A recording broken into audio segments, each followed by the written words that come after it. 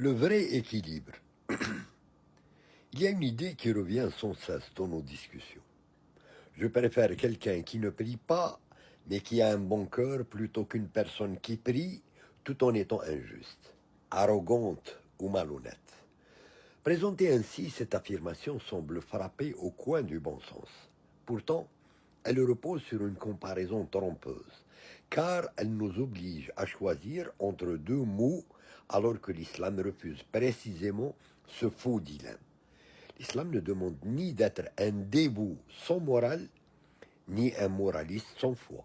Il appelle à réunir les deux.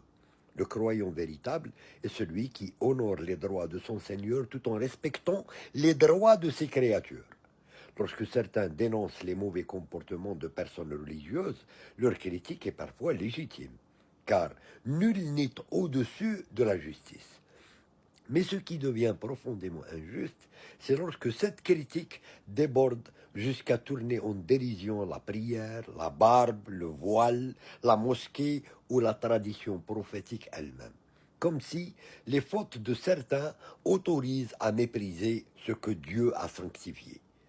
C'est une confusion grave. Si un médecin commet un crime, personne ne conclut que la médecine est mauvaise. Si un juge est corrompu, personne ne réclame l'abolition de la justice. Alors pourquoi les fautes de certains musulmans serviraient-elles à discréditer l'islam ou les actes d'adoration qu'Allah a prescrits? Les hommes faillissent, mais la vérité ne faillit pas avec eux. Voilà pourquoi il faut distinguer la perfection de la religion de l'imperfection de ceux qui la pratiquent. Ensuite, regardons la manière dont l'islam traite les relations humaines. Contrairement aux caricatures, il ne demande jamais de préférer l'injustice sous prétexte que son auteur est musulman. Bien au contraire, le Coran ordonne d'être juste même envers ceux que nous n'aimons pas. Que la haine d'un peuple ne vous incite pas à être injuste. Soyez juste, cela est plus proche de la piété. Et Allah dit encore qu'il ne nous interdit pas d'être bienfaisants et équitables envers ceux qui ne nous combattent pas pour notre religion. Cela signifie qu'un voisin non musulman, honnête, respectueux et bienveillant possède des droits que le musulman doit honorer. S'il tombe malade, on lui rend visite. S'il a faim, on le nourrit. S'il subit une injustice, on le défend. S'il fait preuve de bonté, on répond par la bonté. Le prophète, sallallahu alayhi wa sallam, entretenait des relations de justice avec les non-musulmans, acceptait leur présent, leur rendait leur dépôt et condamnait toute trahison à leur égard. Plus encore, les juristes musulmans ont affirmé qu'il est parfois préférable d'habiter à côté d'un voisin non musulman honnête qu'à côté d'un musulman violent, voleur ou nuisible. Pourquoi? Parce que la religion n'efface jamais les droits des créatures. Celui qui vole, calomnie, frappe, trompe ou opprime sera jugé pour cela, même s'il prie 5 fois par jour. La prière ne constitue pas un permis de faire du mal. Les peines prévues par le droit islamique s'appliquent aux musulmans qui transgressent les droits d'autrui, car la foi n'annule pas la responsabilité. Mais c'est précisément ici que beaucoup se trompent. Ils imaginent que puisque le mauvais croyant mérite une sanction et que le non-croyant bienveillant mérite notre respect et notre gratitude, alors leur situation spirituelle serait identique.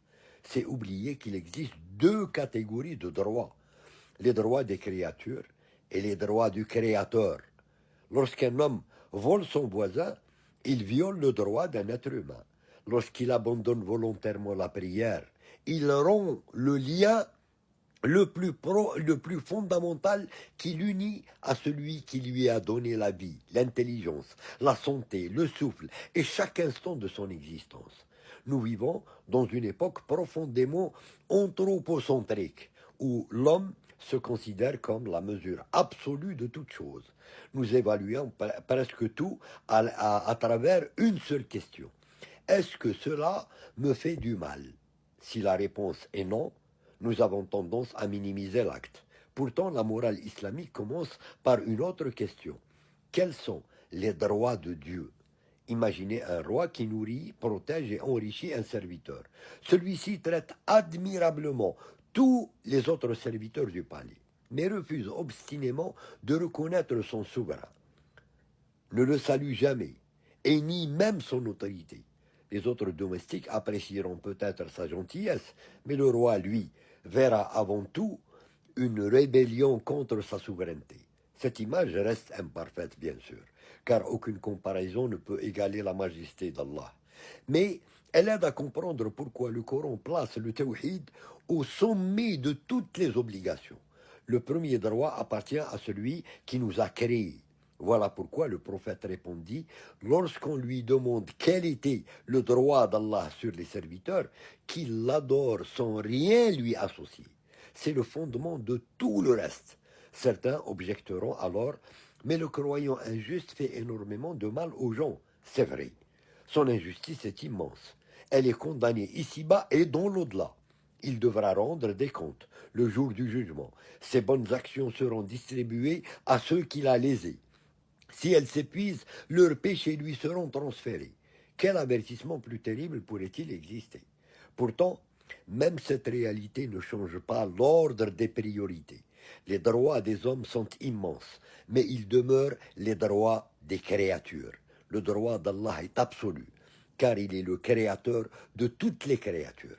C'est précisément pour cette raison que le Coran affirme qu'un esclave croyant vaut mieux qu'un associateur, même si ce dernier émerveille par ses qualités apparentes.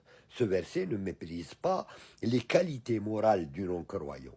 Il rappelle simplement que la foi ajoute une dimension que rien d'autre ne peut remplacer.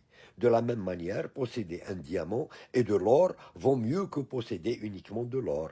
La bonté est précieuse, mais lorsqu'elle est accompagnée de la foi, elle atteint sa plénitude. Cela ne signifie pas que nous avons le droit de maltraiter ceux qui ne partagent pas notre croyance, bien au contraire. Le musulman est tenu d'être juste avec tous. Il respecte les contrats, protège les innocents, secourt les faibles, refuse le mensonge et condamne toute oppression, quelle qu'en soit la victime. Il ne triche pas avec un non-musulman sous prétexte de sa religion, pas plus qu'il n'excuse un musulman parce qu'il partage sa foi. La justice islamique est universelle, mais la justice n'efface pas la théologie.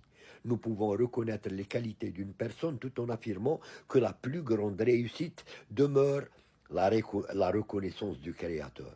Les deux affirmations ne se contredisent pas, elles se complètent. Le véritable problème de notre époque est d'avoir inversé la pyramide des valeurs.